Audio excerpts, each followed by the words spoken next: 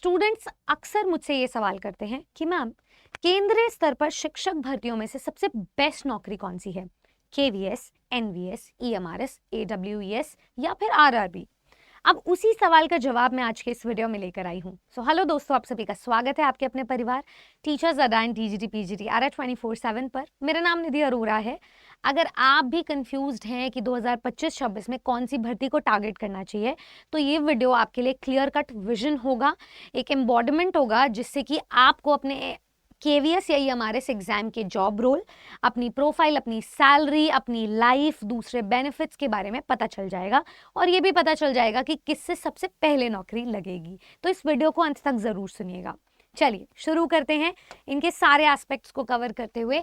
जो ईएमआरएस यानी कि एकलव्य मॉडल रेजिडेंशियल सोसाइटी, इनकी एग्जाम गवर्निंग बॉडी है नेस्ट यानी कि national education society for tribal students, वेराज KVS यानी कि केंद्रीय विद्यालय संगठन के एग्जाम कंडक्टिंग बॉडी है मिनिस्ट्री ऑफ एजुकेशन। अगर मैं इनके टारगेट स्टूडेंट्स की बात करूं तो ईएमआरएस का होल सोल मकसद है कि वो ट्राइबल स्टूडेंट्स जो वंचित है सुविधाओं से, उन्हें प्रमोट करना और उनके कल्चर को सिक्योर करना। अगर मैं केवीएस के कल्चर या टारगेट स्टूडेंट्स की बात करूं तो यहाँ पे आपको मिक्स्ड क्राउड मिलेगा। वो बच्चे जो अपने पेरेंट्स के ट्रांसफरेबल जॉब्स की वजह से एक करिकुलम को मिस नहीं करना चाहते, वो केवीएस में एडमिशन लेते हैं। तो यहाँ पर आपको गवर्नमेंट एम्प्लॉयज, आर्मी पर्सनल्स के बच्चे यूजुअली देखने मिलते हैं। अगर मैं स्कूल टाइप की बात करूं तो ईएमआरएस में रेजिडेंशियल फैसिलिटीज मिलती है, टीचर्स को भी, स्टूडेंट्स को भी, छात्रावास है ये, और यहाँ पे फ्री एजुकेशन भी मिलती है स्टूडेंट्स को। अगर मैं केवीएस की बात करूं तो यहाँ पर डे स्कॉलर्स बेसिस पे आपको एडमिशन मिलता है स्टूडेंट्स को और टीचर्स को भी, लेकिन यहाँ पर ये जो जॉब्स है ये ट्रांसफरेबल है और इसमें वाइड करिकुलम फॉलो होता है। अगर मैं बात करूं इनके करिकुलम और एफिलिएशन की, तो दोनों ही जो ऑर्गेनाइजेशंस हैं वो सीबीएसई अफिलिएटेड हैं। मीडियम ऑफ इंस्ट्रक्शन की बात करें तो दोनों ही केसेस में बाइलिंगुअल क्लासेस होती हैं, लेकिन ईएमआरएस में जो लोकल ट्राइबल लैंग्वेजेस हैं उन्हें भी प्रिजर्व किया जाता है और स्टूडेंट्स की बेटर अंडरस्टैंडिंग के लिए फोकस किया जाता है। ऑन अ कॉन्ट्ररी, एनईपी के वजह से भी केवीएस रीइंफोर्स करता है और इंश्योर करता है कि बच्चे अपनी मातृभाषा में ही चीज़ों को सीखें, at least up to 5th class. अच्छा, अगर हम बात करें इनकी स्केल या रीच की, तो एट प्रेजेंट ईएमआरएस जो सैंक्शन स्कूल्स हैं वो है 722, जिसमें से फंक्शनल जो ईएमआरएस स्कूल्स हैं वो 405 के लगभग हैं। अगर मैं केवीएस स्कूल्स की बात करूं तो 1250 प्लस फंक्शनल्स हैं और केवीएस स्कूल्स आपको अब्रॉड भी देखने को मिलते हैं। अब अगर मैं इनकी दोनों की स्कूल टाइप की लोकेशन की बात करूं तो टीचर्स की जहां पोस्टिंग होती है ईएमआरएस में, वो रूरल एरियाज भी होते हैं, वो रिमोट एरियाज भी होते हैं, वो ट्राइबल और अक्सर इंटीरियर एरियाज होते हैं। पर जो केवीएस है वो आपको इंडिया में कहीं पे भी वो जॉब प्रोवाइड करवाता है और यहाँ पे रेगुलर ट्रांसफर भी होती रहती है। ठीक है, urban, semi urban, cantonment, township areas, कैसी भी प्रकार के एरियाज वो हो सकते हैं। अगर मैं सैलरी की बात करूं, जिसके लिए स्टूडेंट्स टीचर बनने के लिए सबसे ज़्यादा मेहनत करते हैं, तो दोनों ही इंस्टीट्यूट्स आपको बहुत ही हैंडसम पे स्केल प्रोवाइड करता है। तो स्टार्ट करते हैं सबसे पहले ईएमआरएस से। तो 7th पे कमीशन के अकॉर्डिंग जो आपकी सैलरी बनती है पीजीटी टीचर की वो अपने ग्रेड पे के अनुसार ही बनती है। तो एक टीजीटी टीचर 60,000 सैलरी भी अगर ड्रॉ कर रहा है तो आप ये मान के चलो उसकी पूरी की पूरी सैलरी सेव हो रही है, क्योंकि उसको जो रेजिडेंशियल फैसिलिटीज है वो मिल रही है, उसका जो फूड है, उसका जो मेडिकल है, वो सब कुछ इन हाउस सिक्योर्ड है। अगर मैं ऑन अ कॉन्ट्ररी केवीएस की बात करूं तो 7th पे कमीशन के अकॉर्डिंग सबसे ज्यादा हाईली पेइंग जॉब आपको केवीएस सेक्टर में मिलती है और यहाँ पे जो अलाउंसेस है वो भी ज़्यादा हैं। ट्रांसफरेबल जॉब के अकॉर्डिंग जो जिस लोकेशन में आपको पोस्ट किया जाता है उसके अकॉर्डिंग उसका अलाउंस आपको मिलता है। तो दोनों की सैलरी आपको लगभग सिमिलर मिलेगी। यहाँ पूरी सैलरी सेव हो जाती है ईएमआरएस में। केवीएस में अगर एक्सपेंडिचर है भी तो भी बहुत बड़ा एक्सपोजर है एज अपोज टू दिस ये ईएमआरएस की भर्ती जो आपको अलग से मिलता है, जो आप इसमें मिस आउट करेंगे। बात कर लेते हैं अब यहाँ पे इसके अलाउंसेस की, क्योंकि रिमोट एरिया अलाउंसेस है, आपको ऐसे हार्ड स्टेशंस पे एनवीएस की तरह वेरी हार्ड स्टेशंस पे भी भेजा जाता है जहाँ सुविधाओं की कमी है, तो यहाँ पे आपको जो टीए डीएचआर है वो भी एक्स्ट्रा मिलता है। यहाँ पर कोई स्पेशल ट्राइबल एरिया अलाउंस तो है नहीं, लेकिन अगेन बात आ जाती है इसके एक्सपोजर की, कि जिन लोगों के साथ आप रहते हो, जिन टीचर्स के साथ आप रहते हो, जिस करिकुलम को आप पढ़ा रहे हो, तो जिस करिकुलर एक्स्ट्रा को करिकुलर स्कॉलास्टिक एक्टिविटीज़ का आप हिस्सा रहते हो, जो आपको ड्यूटीज़ दी जाती हैं वो सबसे अलग हैं और सबसे प्रीमियम है। अगर मैं बात करूँ वर्कलोड की, तो यहाँ पर आपको टीचिंग का भी बर्डन रहता है क्योंकि इन हाउस फैसिलिटी है, और हॉस्टल का भी आपको एक सुपरविजन ड्यूटी दी जाती है।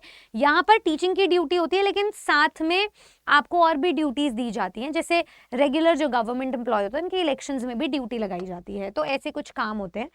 बात कर लेते हैं यहाँ पे एस्पेक्ट की, तो करियर ग्रोथ इन दोनों ही केसेस में आपको सिंपल मिलेंगे। एक EMRS में क्योंकि स्कूल सिर्फ TGT से स्टार्ट होते हैं, KVS में नंबर ऑफ वैकेंसी और number of chances of getting selected ज़्यादा है क्योंकि यहाँ पे PRT पोस्ट भी आती हैं। तो यहाँ पे TGT से PGT, PGT से वाइस प्रिंसिपल से आप प्रिंसिपल बनते हो, रेगुलर प्रमोशंस होते हैं अगर आपके पास B.Ed डिग्री है तो। KVS में भी आपके रेगुलर प्रमोशंस होते हैं इसी हायरार्किकल लेवल पे, लेकिन प्रिंसिपल के बाद आप असिस्टेंट कमिश्नर भी बनते हो। तो ये इसका एक प्रोफाइल आपको जो है एक अपग्रेड मिल रहा है। बात कर लेते हैं जॉब सिक्योरिटी की, तो दोनों ही सेंट्रल गवर्नमेंट की जॉब्स हैं, इनके पर्क्स, इंसेंटिव्स, अलाउंसेस, स्टेबिलिटी सब कुछ गवर्नमेंट वाली है। तो इसमें आपको दोनों ही केसेस में डरने की कोई ज़रूरत नहीं है, प्रोवाइडेड आप कॉन्ट्रैक्चुअल बेसिस पे पोस्टेड ना हो तो। बात कर लेते हैं अब इसकी प्रेस्टीज एंड एक्सपोजर की, तो यहाँ पर EMRS कॉन्स्टेंटली फोकस करता है कि जो भी वंचित स्टूडेंट्स है, स्पेशली जनजातीय स्टूडेंट्स, उन्हें रिजर्वेशन दिया जाए, उन्हें प्रमोट किया जाए, उनके कल्चर को प्रिजर्व किया जाए, उनके आर्ट कल्चर को प्रमोट किया जाए। तो इस पे इनका मेजर एम्फेसिस होता है ताकि जो जनजातीय स्टूडेंट्स हैं वो भी कदम से कदम मिलाकर चल सकें बाकी स्टूडेंट्स के साथ। यहाँ पर अपलिफ्टमेंट जो है वो किया जाता है। यहाँ पर नेशन वाइड रिकॉग्निशन मिलता है कि एक KV का बच्चा, यहाँ पे एडमिशन्स की भीड़ होती है जिसमें शॉर्ट लिस्टिंग करनी पड़ती है, तो यहाँ पे स्टूडेंट्स का वो रेप्यूटेशन है। टीचर्स की रेप्यूटेशन दोनों ही केसेस में आपकी सेम ही रहेगी। अब यहाँ पर बात कर लेते हैं हम यहाँ पर चैलेंजेस की, जो दोनों ही जगहों पर आपको देखने को मिल सकते हैं। EMRS में अगर हम देखें तो रिमोट पोस्टिंग्स होती है। अगर कोई टीचर अडेप्टेबल नहीं है, उसे एक्लिमेटाइज करने में, यानी कि सुविधाओं के अकॉर्डिंग अवेल करने में, एडजस्ट करने में प्रॉब्लम होती है, तो यहाँ पे वो EMRS में थोड़ा सा पीछे रह जाएगा। वो सोच सकता है, कंसिडर कर सकता है कि मैं इसमें अप्लाई करूँ या ना करूँ। अगर मैं KVS की बात करूँ तो यहाँ पे फ्रीक्वेंट ट्रांसफर्स होता है। अगेन आपको किसी भी रीजन में ट्रांसफर किया जाता है, तो इसमें भी आप सोच समझ के ही चलते हो। तो दोनों ही केसेस में कहीं आपको हार्ड स्टेशंस में भेजना है, कहीं आपकी ट्रांसफरेबल जॉब है। यहाँ पर एज अ गवर्नमेंट एम्प्लॉय आपको ये डिसीजन लेना है कि आप पढ़ा किसके ले रहे हो।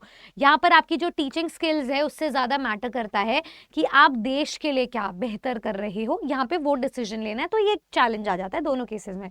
अपॉर्चुनिटीज़ की बात करूँ तो दोनों ही केसेस में आप सामाजिक इम्पैक्ट जो है आपका बड़ा है।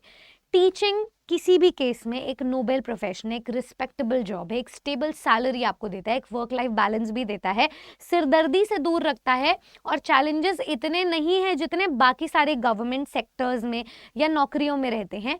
तो आप एक लेगेसी बिल्ड कर सकते हो कम्युनिटी को बिल्ड करने में EMRS के केस में, क्योंकि आप एक कम्युनिटी को सपोर्ट कर रहे हो जो बैकवर्ड है, जिसको आपको आगे लेकर जाना है। यहाँ पर जो है आपको एक्सपोजर मिलता है, डाइवर्स क्लासरूम्स होती है, हेट्रोजीनियस एनवायरनमेंट होता है, और पोस्टिंग्स आपकी अब्रॉड भी होती हैं, तो आपको यहाँ पे एक्सपोजर काफ़ी ज़्यादा मिल जाता है। अगेन ये सारी एक्सपोजर चैलेंजेस के साथ आते हैं, तो इस चीज़ का आपको ध्यान रखना है।